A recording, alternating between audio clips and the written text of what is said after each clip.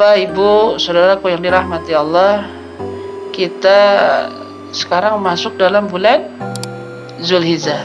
Betul. Sebentar lagi kita merayakan Idul Adha atau Idul Kurban. Jadi saat Idul Adha sudah pasti umat Islam akan merayakan dengan berbagai hal. Selain sholat Idul Adha berjamaah di lapangan, di masjid, di tempat-tempat yang luas, gitu kan. Terus melakukan silaturahmi.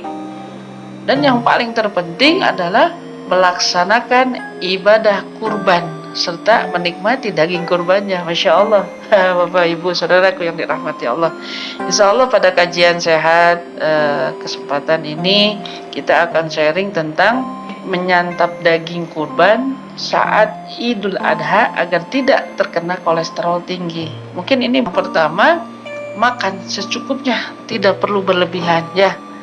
Jadi kalau kita masih banyak nih di dalam kulkas itu kan daging, ada daging sapi, ada daging kambing. Nah, itu kita makan dengan secukupnya saja. Kita mau sate ya sate lah, kita mau gulai-gulai lah. Jadi jangan kita mentang-mentang ini dagingnya masih banyak gitu kan, nah kita makan dan makan ya. Ingat bahwa ajaran dari baginda Nabi Muhammad SAW, kita tidak diperbolehkan untuk makan secara berlebihan. Sisakan 1/3 untuk makan. Nah, ini dalam kajian sehat sebelumnya ya sudah jelaskan. 1/3 untuk minum dan 1/3 untuk udara, oksigen. Karena makan berlebihan membawa kita pada kemalasan. Ingat ya Bapak, Ibu, saudaraku yang dirahmati Allah, dan sifat yang disukai oleh syaitan. Subhanallah.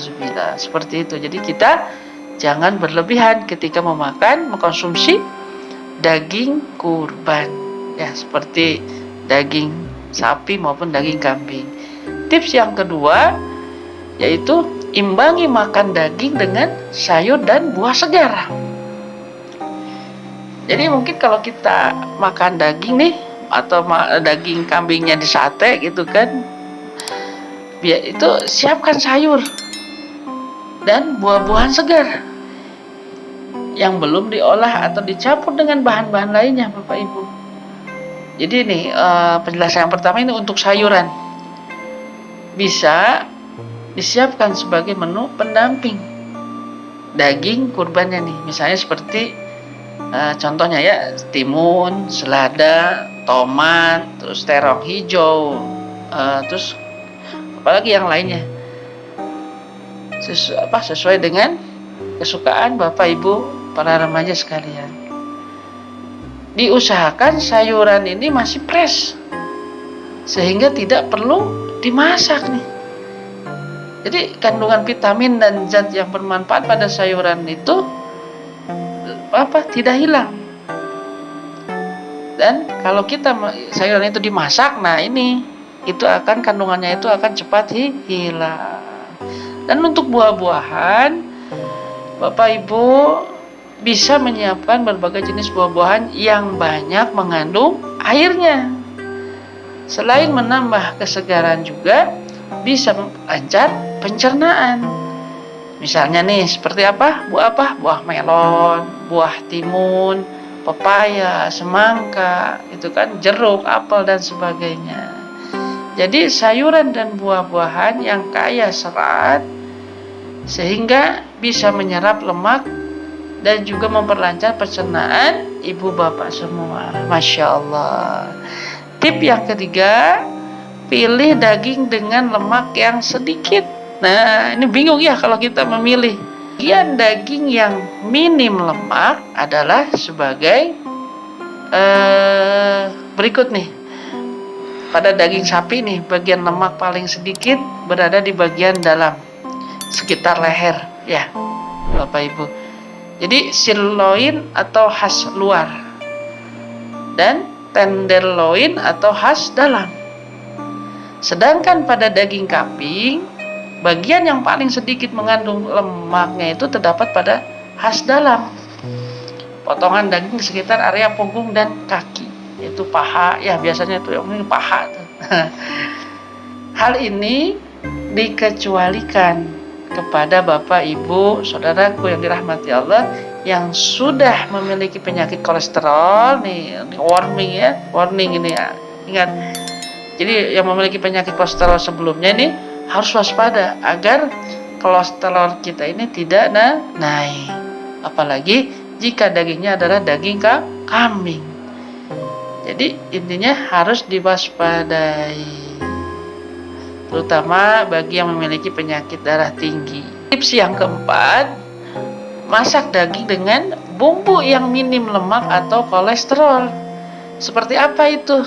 Jadi pilihlah menu masakan daging yang bumbunya tidak terlalu banyak sekali mengandung lemak. Misalnya yang berminyak nih, terus mengandung margarin, santan, atau krim yang berkolesterol tinggi. Misalnya Bapak Ibu bisa memasak daging dengan menu soto bening. Nah, Masya Allah, ini enak nih ya. Terus di sate itu lebih aman ya, digarang asam tanpa santan, kan? Dan masakan dan sebagainya, itu masak dagingnya itu dengan bumbu yang minim lemak atau kolesterol. Tapi diingat juga, walau minim lemak, daging tetap akan nikmat kok, insya Allah. Asalkan kita memadukan bumbu-bumbunya dengan baik dan juga kaya akan rempah. Nah, sudah terbayangkan ya menu apa saja itu ya. Mungkin itu bisa kembali lagi kepada Bapak Ibu yang bisa mensep masakan-masakan dari olahan daging kurban. Masya Allah. Yang kelima, tipsnya itu perbanyak minum air putih. Perbanyak minum air putih setelah Bapak Ibu mengonsumsi daging atau makanan berlemak lainnya, daging kurban itu kan sepertinya itu. Jadi air putih itu membantu melancarkan pencernaan, menstabilkan darah dan kadar oksigen. Masya Allah. Pastikan Bapak Ibu saudaraku yang dirahmati Allah, minimal 8 gelas sehari dan jangan kurang. Jika Bapak Ibu sudah terlalu banyak mengonsumsi daging, terutama yang penuh lemak, usahakan ya Bapak Ibu jangan mengkonsumsi lagi air yang tinggi kalori. Seperti apa tuh misalnya? Seperti sirup, susu, atau minuman yang tinggi gula. Tips yang keenam, lakukan olahraga untuk membakar lemak dan tetap fit, badan kita tuh bugar. Masya Allah. Jadi bakar kalori dan lemak-lemak tubuh dengan berolahraga. Sekali lagi, bakar kalori kita setelah kita memakan makanan yang berlemak tinggi, dengan bakarlah dengan berolahraga. Kita bisa melakukan berjogging, bersepeda, atau olahraga senam. Jangan biarkan lemak dan kalori menumpuk sehingga menjadi penyakit jahat dalam tubuh kita, Bapak Ibu. Bagaimanapun juga seorang muslim wajib untuk menjaga kesehatan dirinya dan menghindari dari segala macam penyakit berbahaya jasmani maupun rohani.